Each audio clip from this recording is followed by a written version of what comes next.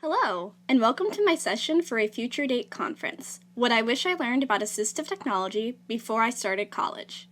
My name is Veronica Lewis, and I am a student at George Mason University in Virginia studying data science and assistive technology with a special interest in visual impairment.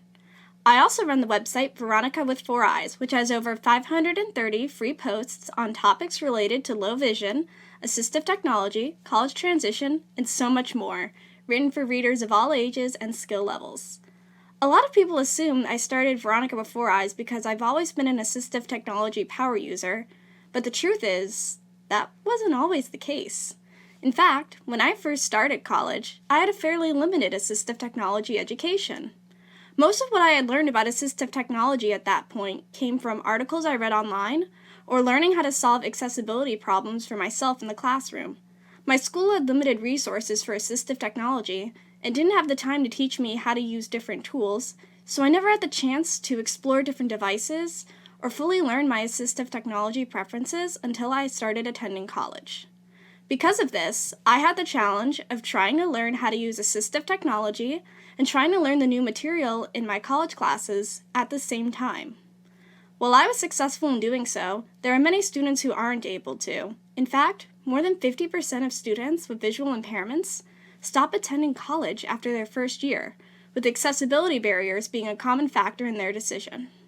One of the ways I am working to help students with low vision and blindness to be successful in college is by sharing my own experiences in a positive and practical way. And today, I will be sharing what I wish I learned about assistive technology before starting college with the help of a few props.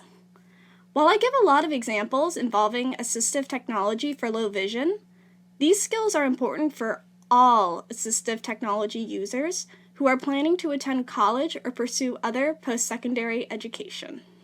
One of the first things I learned when I got to college is that not all assistive technology is like that. And by that, I mean nausea-inducing. You see, the first time I ever tried out a screen magnification program in high school, I didn't realize that it would have a flashing window and that the items in focus would quickly shift positions every time I slightly moved my mouse. I ended up getting vertigo from the rapid motion, almost threw up, and refused to go anywhere near a screen magnification program for a while. I would just use the zoom function in a web browser or find some other way to magnify information. When I told this story to one of the assistive technology specialists at my college, they listed off several different magnification programs and settings that I could try out that wouldn't actually trigger my vertigo or the need for additional items, like a barf bag. I learned that I prefer a lens view for magnification over a full screen view, and I learned more about how to disable flashing light effects as well. Even though I thought I would never go anywhere near screen magnification ever again, I'm glad that I gave that tool a second chance, as I use these type of programs and settings a lot now. As it turns out, I don't dislike screen magnification programs. I just dislike the ones that make me sick. Another thing is that just because I use a device or tool regularly, that doesn't mean that I will have the same device until the end of time. For example, my junior year of high school, I had the opportunity to use a desktop video magnifier that I nicknamed the Dinosaur. It reminded me of a retro computer and made a lot of weird noises. And it was so heavy that it couldn't be brought to any of my classes. I would have to leave the classroom and go to the library to use it.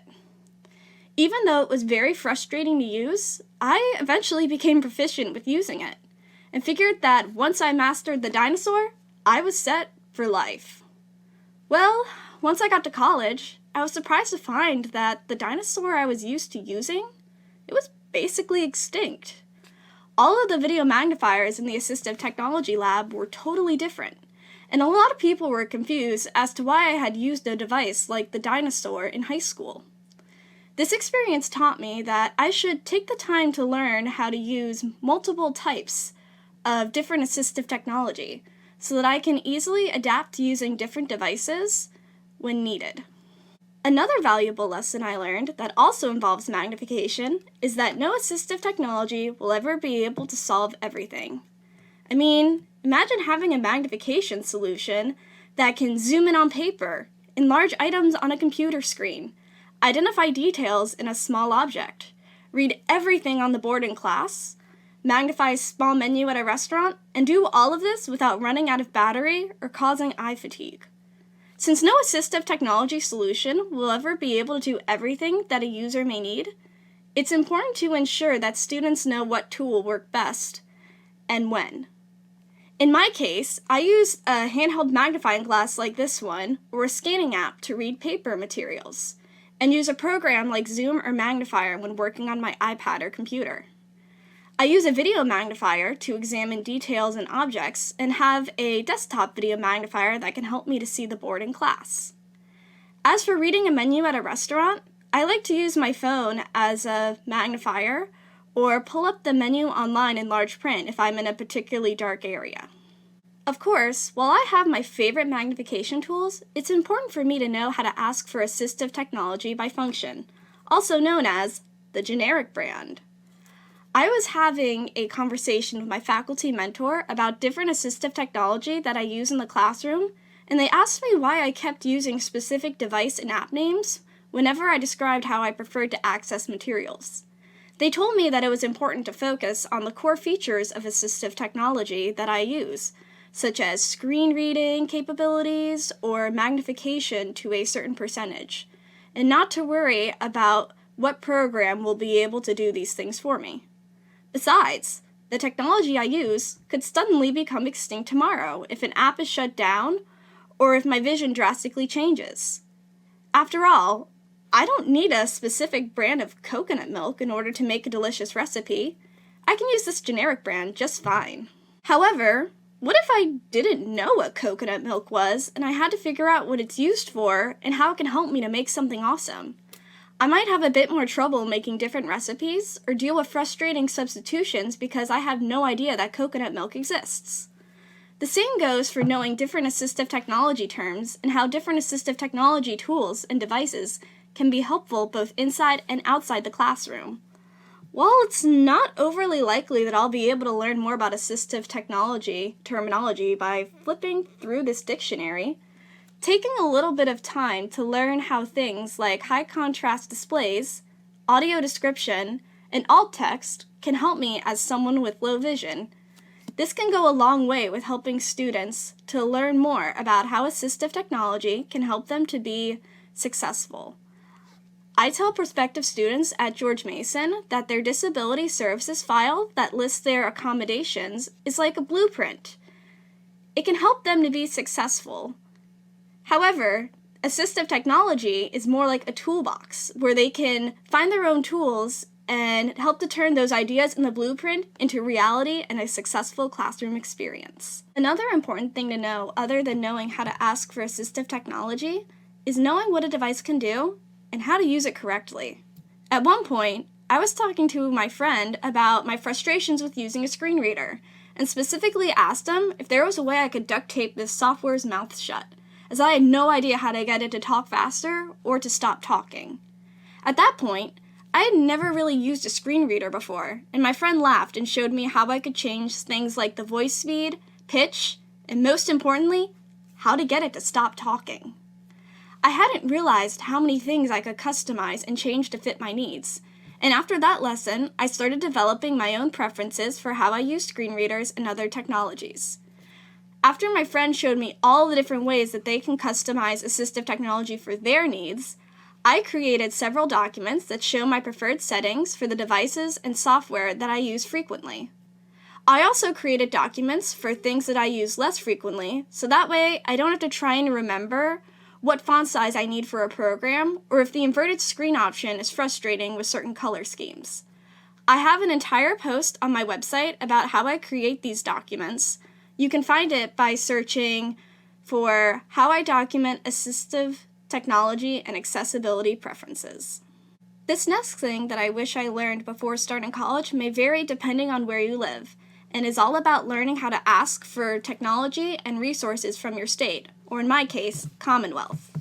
A few weeks before I started college, I was referred to the vocational rehabilitation program that is connected with the Virginia Department for the Blind and Vision Impaired, also referred to as the DBVI. It wasn't until the end of my freshman year of college, when I met with their assistive technology specialist, that I learned that I could request different devices from the Commonwealth that could help me to be successful in the classroom, up to a certain dollar amount. The assistive technology specialist is also able to recommend different devices for me, like, say, a tablet or a portable scanner. DBVI can purchase those devices at a discount or at no additional cost to me, as long as the technology can be used to help me achieve my goal of graduating college and working for a major technology company in a role related to accessibility or assistive technology. While I haven't used this benefit very often, it is definitely something to keep in mind when considering whether to create a file with the State Department for Vision Impairment. One of the main things that I really wish I learned before starting college is how to use a blindness cane. And yes, blindness canes are assistive technology too. You see, there were a lot of unknowns about my visual impairment and how it would impact me as an adult. Because of this, I never received any orientation and mobility lessons at school, even though I frequently ran into people, walls, trash cans, almost any obstacle you can think of, really. By the time we realized I would benefit from using a blindness cane, which was shortly after I fell down the stairs at my freshman orientation, twice, and almost getting hit by a Toyota Prius in front of my DBVI case manager. By that point, there wasn't enough time for me to start getting formal orientation and mobility lessons before I would have to start at college several hours away. My first day at George Mason was also the first day I started using a blindness cane in public, and I spent the first year or so wondering what I was doing and if I was even using this cane correctly. Luckily, this was corrected by some orientation and mobility lessons at my college, but if we knew more about how my visual impairment would progress over time, I probably would have started looking into orientation and mobility training much sooner, as it would have kept me from getting injured. Of course, a lot of people have that one tool or device they feel like they are not disabled enough to benefit from, or they think that they will learn it whenever they really need it, or when they think they need it. I had assumed for a long time that blindness canes were only for people with no usable vision, and didn't think about how it could help me avoid obstacles and incidents like how I fell off a school bus and into a pothole during my senior year of high school.